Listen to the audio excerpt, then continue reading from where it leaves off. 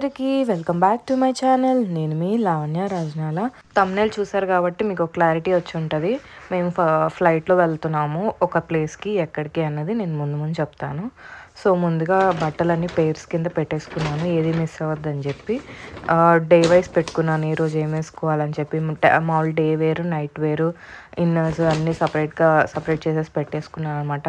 మనకి బస్ ట్రైన్లో లేని ప్రాబ్లము, ఫ్లైట్లో ఉండే ప్రాబ్లం ఏంటంటే చెక్ ఇన్ బ్యాగ్లో ఏం పెట్టాలి, క్యాబిన్ బ్యాగ్లో ఏం పెట్టుకోవాలి, హ్యాండ్ బ్యాగ్స్లో ఏం పెట్టుకోవాలి అన్నది పెద్ద డౌట్ అనమాట. చాలాసార్లు ట్రావెల్ చేసిన వాళ్ళకైతే ఓకే, 1 or 2 టైమ్సే ట్రావెల్ చేసిన వాళ్ళు ఆర్ ఫస్ట్ టైం ట్రావెల్ చేసే వాళ్ళకి అది ఎప్పుడు ఒక కన్ఫ్యూజన్ ఉంటుంది. అలా కన్ఫ్యూజ్ అయ్యే వాళ్ళకి కొంచెం హెల్ప్ అవుతుంది. నాకు తెలిసింది, నేను తెలుసుకుంది మీతో కూడా షేర్ చేసుకుందామని ఈ వ్లాగ్ చేస్తున్నాను అనమాట. సో ఇది మా చెక్ ఇన్ బ్యాగ్. నేను మా హస్బెండ్ ఇద్దరం వెళ్తున్నాము. మా ఇద్దరికి 15 kgs ఉంది.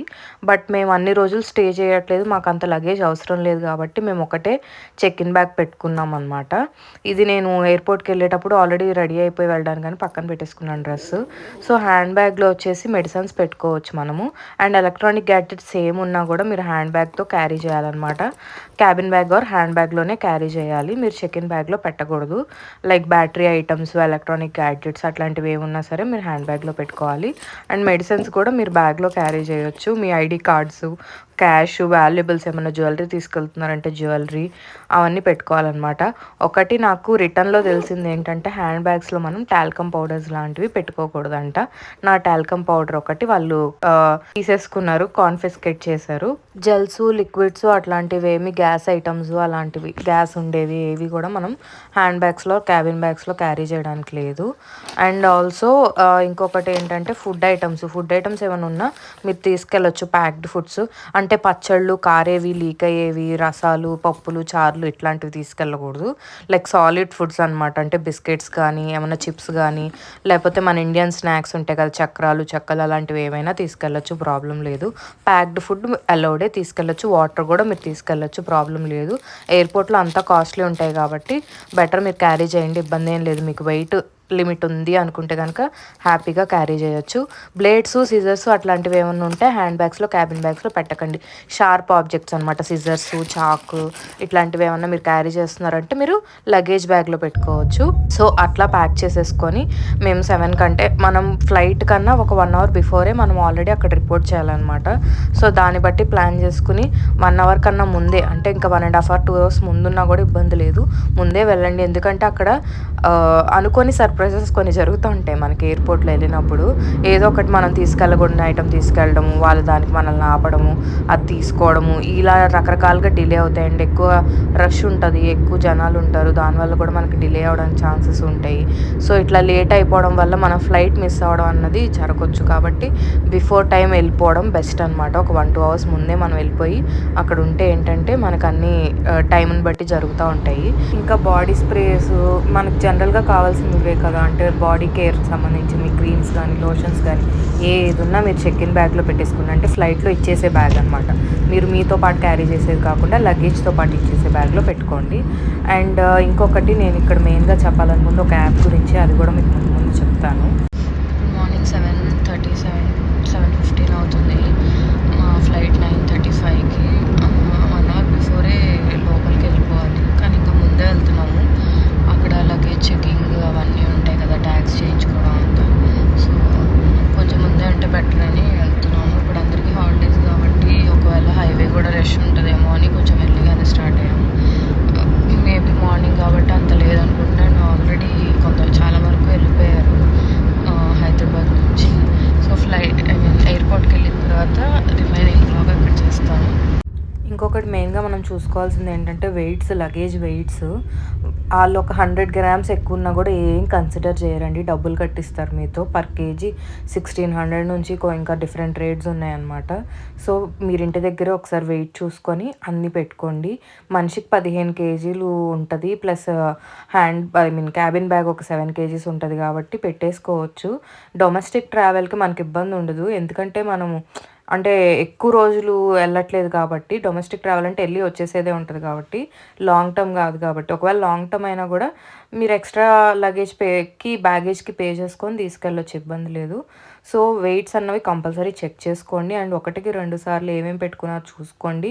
హ్యాండ్ బ్యాగ్స్లో నెయిల్ కటర్స్ లాంటివి కూడా పెట్టుకోవడానికి లేదు. హ్యాండ్ బ్యాగ్లో పెట్టుకోకండి. ఏదున్నా చెకిన్ బ్యాగ్లో పెట్టుకోండి మీకు ఏదైనా కావాలనుకుంటే కనుక.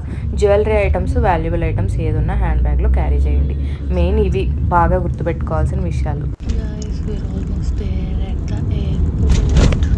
ఎయిర్పోర్ట్కి వచ్చేసాం. ఇంకొక 5 మినిట్స్ లోపలికి ఎంటర్ అయిపోతాము. లోపలికి వెళ్ళాక మళ్ళీ మీకు చూపిస్తా. 24 hours బిఫోరే మీరు ఆన్లైన్లో వెబ్ చెక్-ఇన్ చేసేసుకోవచ్చు. చేసుకోవడం వల్ల ఏంటి అంటే ఇప్పుడు ఇక్కడ మళ్ళీ వెళ్ళి అక్కడ క్యూ లైన్లో నిలబడి అండ్ మీ ఐడి ప్రూఫ్స్ అవన్నీ ఇచ్చి వాళ్ళంతా డీటెయిల్స్ ఫిల్ చేసుకుని మళ్ళీ మీకు చెక్-ఇన్ చేసి ఇచ్చే అంతే ఇబ్బంది ఉండదు. బోర్డింగ్ పాస్ మీకు ఆటోమేటిక్గా మొబైల్లోనే జనరేట్ అయిపోతుంది. అది చూపించేసి మీరు వెళ్ళిపోవచ్చు. అండ్ వన్ మోర్ థింగ్, డిజి యాత్ర అని ఒక యాప్ వచ్చింది. అది ఎప్పటి నుంచో ఉంది. తెలియని వాళ్ళు ఎవరైనా ఉంటే తెలుసుకుంటారని చెప్తున్నాను. ఆ డిజి యాత్ర యాప్ అనేది మనం డౌన్లోడ్ చేసుకుని దాంట్లో కనుక మన బోర్డింగ్ పాస్ మనం ఒక లాగిన్ క్రియేట్ చేసుకొని మన ID proof, Aadhaar or PAN card something ఏదో ఒకటి అక్కడ ఇచ్చినప్పుడు ఇచ్చేసి మన బోర్డింగ్ పాస్ కనుక అందులో మనం లింక్ చేసుకున్నామంటే ఎయిర్పోర్ట్లో మనకి ఈజీ ఉంటుంది. ప్రతి దగ్గర వెళ్ళి మన ఐడి కార్డ్ తీసి చూపించి వాళ్ళు వెరిఫై చేసి మన బోర్డింగ్ పాస్ చూసి వెరిఫై చేసి ఇదంతా ఉండదన్నమాట. జస్ట్ అక్కడ డోర్స్ ఉంటాయి డిజి యాత్ర అని చెప్పి వెళ్ళి అక్కడ నుంచున్నామంటే అక్కడ ఆటో స్కాన్ ఉంటుంది. ఇప్పుడు మనకి మెట్రోలో ఎలా టికెట్ స్కాన్ చేస్తామో అట్లా ఫోన్ పెట్టేస్తే క్యూఆర్ కోడ్ స్కాన్ చేసేసుకొని మనకి డోర్స్ ఓపెన్ అవుతాయి. మన ఫోటో కూడా ఆటోమేటిక్గా అక్కడ క్యాప్చర్ అవుతుంది అనమాట. అట్లా మీకు 3-4 టైమ్స్ డిజి యాత్ర వల్ల చాలా యూజ్ అవుతుంది. చాలా టైం కూడా సేవ్ అవుతుంది. దీని గురించి డీటెయిల్ వీడియోస్ యూట్యూబ్లో కూడా చాలా ఉన్నాయి. మీరు ఎవరికన్నా కావాలనుకుంటే అవి చూసుకొని యూజ్ చేసుకోవచ్చు, ప్రాబ్లం లేదు. ఇంకోటి ఏమైందంటే ఎయిర్పోర్ట్లో నేను సెక్యూరిటీ చెక్ దగ్గర డిజి యాత్రది ఎంట్రీ ఉందన్నమాట. ఆ ఎంట్రీని కవర్ చేద్దామని చెప్పి వీడియో షూట్ చేస్తూ ఉన్నాను.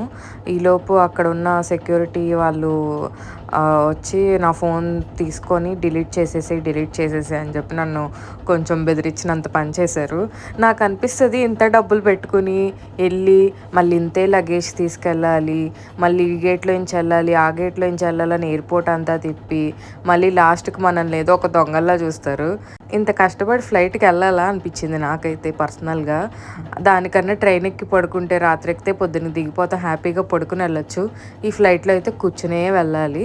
అంటే 1 టైం 2 టైం ఎక్స్పీరియన్స్కి అయితే ఓకే, కానీ నన్ను అడిగితే నేను పెద్ద ప్రిఫర్ చేయను ఫ్లైట్ ట్రావెల్. నాకు ట్రైన్ ట్రావెలే లాంగ్ జర్నీస్ కానీ దేనికైనా మంచిగా అనిపిస్తుంది అనమాట. వాళ్ళ రూల్స్ ఏవో వాళ్ళకు ఉంటాయిలేండి, కానీ మరీ చాలా కష్టం అనిపించింది. ఇది పెట్టుకోకూడదు, అది పెట్టుకోకూడదు, ఇది తీసుకెళ్ళకూడదు, అది తీసుకెళ్ళకూడదు. అబ్బా ఎన్ని రెస్ట్రిక్షన్స్ అండి. సో నేనైతే ప్రిఫర్ చేయను. మీరు ఎవరైనా వెళ్ళాలనుకుంటే వెళ్ళండి. అండ్ ఇప్పుడు మీరు ఒక సెలబ్రిటీని స్పాట్ చేశారా?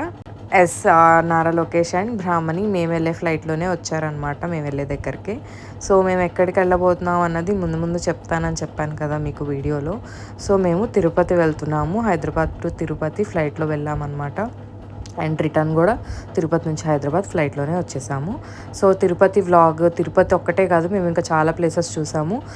ఆ డీటెయిల్స్ అన్నీ, ఆ వ్లాగ్ ఎట్లా వెళ్ళాము ఏంటి అవన్నీ మీకు డీటెయిల్గా నెక్స్ట్ వ్లాగ్లో చూపిస్తానమాట. అదండి సంగతి, అట్లా జరిగింది. మీకు టేక్ ఆఫ్ ల్యాండింగ్ కూడా చూపిద్దామని టైం ల్యాబ్స్లో తీశాను వీడియోస్. సో ఇది టేక్ ఆఫ్ అనమాట. టేక్ ఆఫ్కి వెళ్ళేటప్పుడు ఇయర్స్ అన్నీ బ్లాక్ అయిపోయినాయండి. చాలామంది కాటన్ పెట్టుకుంటారు చెవుల్లో, అంటే ఎయిర్ బ్లాక్ అవ్వకుండా. లేదంటే ఈవెన్ బబుల్ గమ్ అది నవ్వినా కూడా మీకు కొంచెం బెటర్గా అనిపిస్తుందంట. నేను 2 చేయలేదు కాబట్టి నాకు ఇయర్స్ బ్లాక్ అయిపోయినాయి. మీరు ఎవరైనా ట్రై చేయండి, మీకు బెటర్గా అనిపించొచ్చేమో. జస్ట్ ఒక సజెషన్ మాత్రమే. యాక్చువల్గా మేము ఎయిర్లో ఉండింది 15-20 మినిట్సే హార్డ్లీ. టేక్ ఆఫ్ ల్యాండింగ్ ఇవే ఎక్కువ టైం అనమాట. 1 అవర్ ఫ్లైట్లో ఒక 20 మినిట్సే ఎయిర్లో ఉన్నాము, మిగతాదంతా టేక్ ఆఫ్ ల్యాండింగ్లోనే అయిపోయింది. సో అలా జరిగింది నా ఫ్లైట్ ట్రావెల్. నేను అంతకుముందు కూడా ఒకసారి ఫ్లైట్లో వెళ్ళాను, బట్ మా హస్బెండ్ నేను కలిసి వెళ్ళడం ఇదే first time. So finally we reached Tirupati. ఈ వీడియో ఎంతో కొంత మీకు హెల్ప్ఫుల్ అయింది అనుకుంటున్నాను. Please like, share and subscribe. Thank you for watching.